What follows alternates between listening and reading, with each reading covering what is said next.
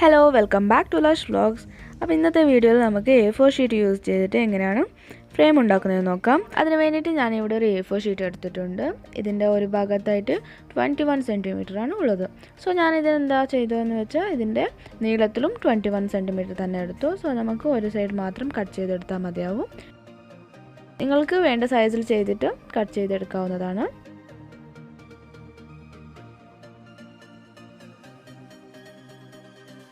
ഇപ്പോൾ നമുക്കിത് സ്ക്വയർ ആയിട്ട് കിട്ടിയിട്ടുണ്ട്. ഇനി നമുക്ക് ഇതിൻ്റെ 4 കോർണറിലുമായിട്ട് 4 സെൻറ്റിമീറ്റർ മാർക്ക് ചെയ്ത് കൊടുക്കാം.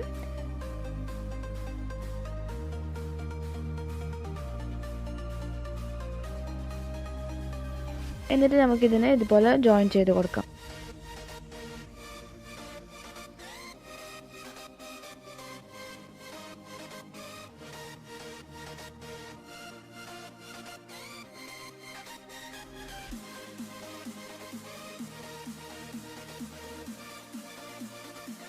ഇനി നമ്മൾ നേരത്തെ 4 സെൻറ്റിമീറ്റർ മാർക്ക് ചെയ്തതിന് ഓരോ സെൻറ്റിമീറ്ററായിട്ട് വീതിച്ച് കൊടുക്കാം.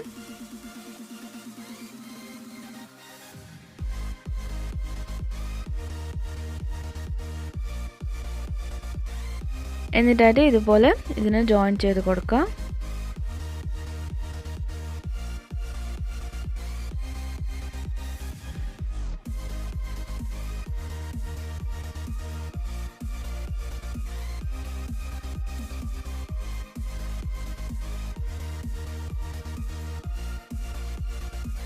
ഇനി ഇതുപോലെ 1 സെൻറ്റിമീറ്റർ മാർക്ക് ചെയ്ത് കൊടുക്കാം. സോ നമ്മൾ നേരത്തെ 1 സെൻറ്റിമീറ്റർ മാർക്ക് ചെയ്തതിന് ഇതുപോലെ ലൈൻ വരച്ചതിന് ശേഷം 2 ഭാഗത്തായിട്ട് നമുക്ക് ഇതുപോലെ ക്രോസ് ഇട്ട് കൊടുക്കാം. എന്നിട്ടായിട്ട് ഇതിനൊന്ന് കട്ട് ചെയ്ത് കൊടുക്കാം.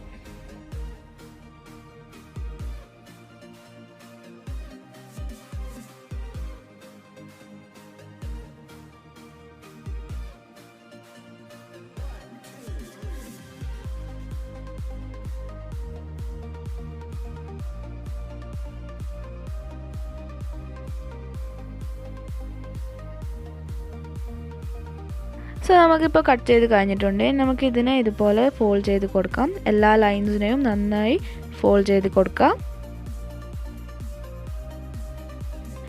സോ നമുക്ക് ഫോൾഡ് ചെയ്ത് കഴിഞ്ഞിട്ടുണ്ട്. നമുക്കിതിനെ ഗം ചെയ്ത് കൊടുക്കണം.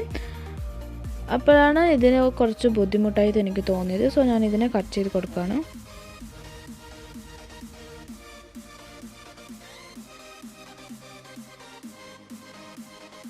നമ്മളിവിടെ കോർണേഴ്സ് ഒട്ടിച്ച് കൊടുക്കുന്നതിന് മുമ്പ് നമ്മൾ ഏതാണ് ഉദ്ദേശിക്കുന്നത് അത് നമ്മൾ ആദ്യം എഴുതി കൊടുക്കുക.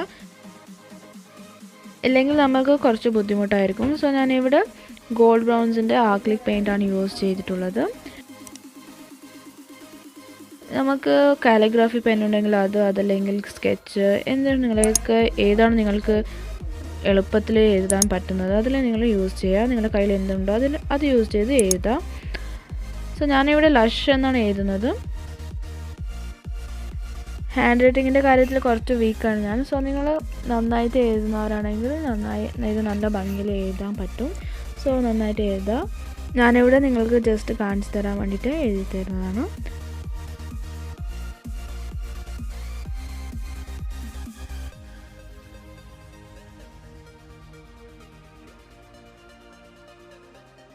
സോ നമുക്കിപ്പോൾ ലഷ് എഴുതി കഴിഞ്ഞിട്ടുണ്ട്. ഇനി നമുക്ക് വ്ളോഗ്സും കൂടി എഴുതാം.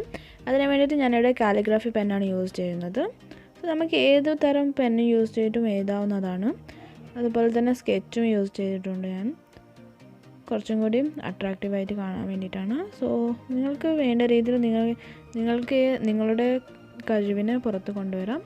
സോ ഇതിപ്പോൾ റെഡി ആയിട്ടുണ്ട്. ഇനി നമുക്കിതിലേക്ക് ഗമ്മിട്ട് നമ്മളുടെ ഫ്രെയിം റെഡിയാക്കി എടുക്കാം.